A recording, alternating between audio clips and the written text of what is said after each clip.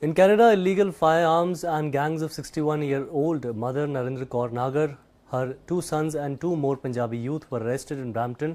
A 61-year-old Brampton mom and her two sons are among 5 people facing charges in a Peel Regional Police investigation into gun and drug dealing.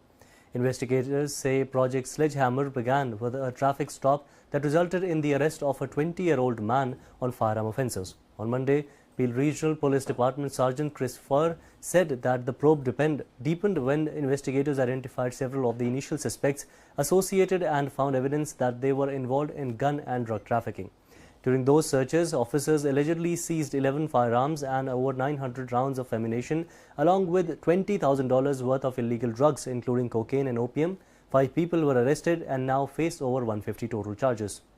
When we initiated this project, the investigators were in the office, and when we were deciding to come up with a name for the investigation, the Peter Gabriel song was playing in the background, and we thought it was appropriate with the song, fitting that we'd also hammer down on gun crime, so Sledgehammer was born. What was the more significant part of the seizure that you might think of? What were the weaponry that you think is It'd be the heavy guns, the submachine gun and the assault rifles, and then as well I'd piggyback onto the selector switches, which make the handguns fully automatic and very dangerous. Project Sledgehammer is one of the examples of the gold standards that our police enforcement do in defense of our community. Project Sledgehammer, the arrest of 5 individuals and 160 charges, the seizure of numerous firearms, a variety of illegal weapons, prohibited magazines, several hundred rounds of ammunition, and specifically in this investigation, the seizure of 53 Glock selector switches,